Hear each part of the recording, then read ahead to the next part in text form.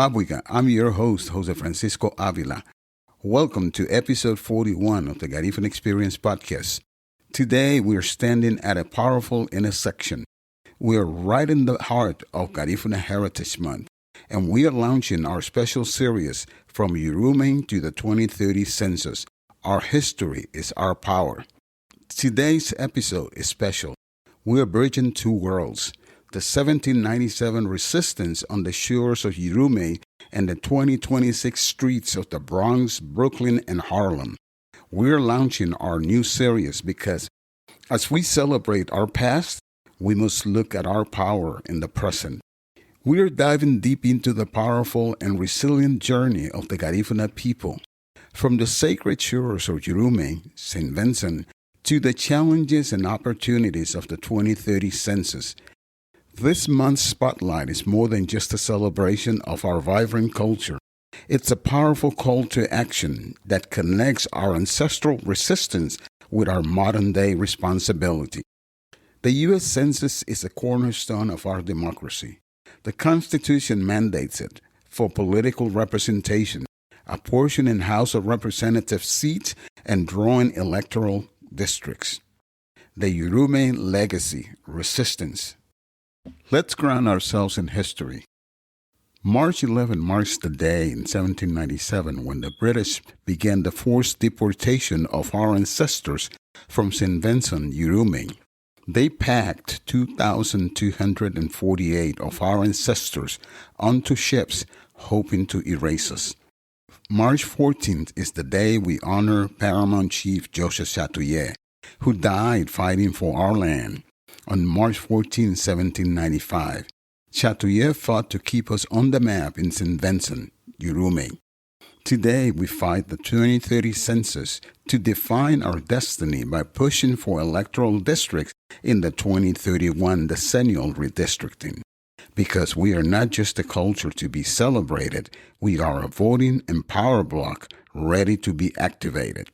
New York City is home to the largest Garifuna community outside of Central America, with 250,000 residents, over 100,000 strong right here in the Bronx. When we talk about resistance, we're not just talking about the 18th century. We are talking about the fact that we are still here speaking our language and beating our drums in the biggest Garifuna village in the world, in the capital of the world. I remind you that fighting for representation is part of our warrior legacy. In this series, From Yurumein to the 2030 Census, Our History is Our Power, we are hitting the pavement. This month, we are highlighting the Six to Celebrate Happy Land Monument Walking Tour in the Bronx. We are visiting the Happy Land Monument on Southern Boulevard, a site that reminds us of our community's pain, but also of our incredible resilience since 1990. We honor the 87 lives lost in the Happy Land Social Club fire on March 25, 1990. Most were Garifuna. This tragedy sparked the first major wave of Garifuna organizing in New York City. From the ashes of this horrific event emerged the modern celebration of the Central American Parade and Festival and the celebration of Garifuna Heritage Month. The Happy Land fire proved that when we are invisible to the city's safety and housing systems, the consequences are fatal. Visibility saves lives. A full census count ensures our neighborhoods get the fire, health, and safety funding they need. The message for 2026 is clear: recognition. We've had the proclamations from the governor and the borough president since 2009, but in 2026, recognition must turn into representation. Strength in numbers. With 250,000 residents, the Garifuna community is a critical demographic force integrated into the New York City social and political life. We are a voting and power block ready to be activated, and that starts now. The 2030 Census, the modern battle. From exile to electorate, we are mobilizing for data equity in Census 2030. Now, let's talk about the weapon of the modern era, data. Data is our most effective weapon. Accurate and complete data about Garifuna demographics are critical. We have the numbers. It's time we had the power. For too long, Garifuna demographics have been missing from official data. Early organizing is the only way to ensure the Garifuna people are no longer invisible in official data. Filling out that census form and checking the box to identify as Garifuna is today's version of Chatoyer's resistance. If they don't see us in the numbers, they won't see us in the budget. Our history is our power, but our numbers are our future. Garifuna settlement in Central America, April 12, 1797.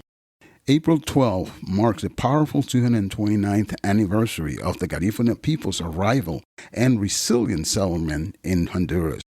When 2,026 Garifuna ancestors disembarked from those British ships on the island of Roatan on April 12, 1797, beginning a new chapter of our history.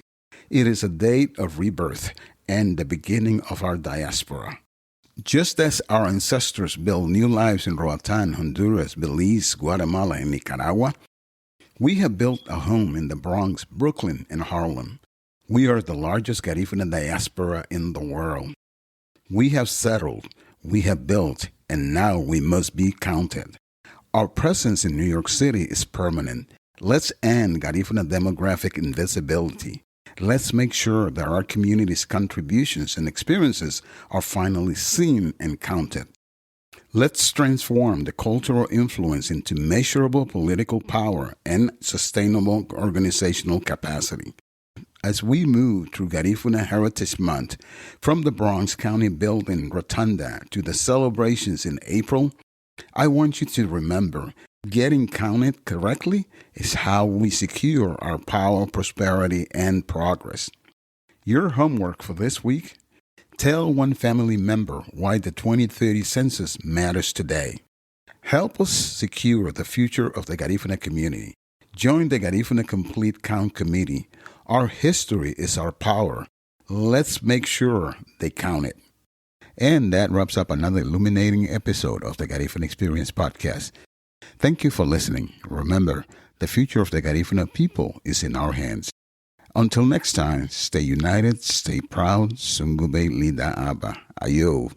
Find new episodes of the Garifuna Experience podcast every Tuesday on Spotify, Apple Podcasts, iHeart Podcasts, YouTube, Amazon Music, or wherever you listen to podcasts. Please rate and review. It helps our history reach the world.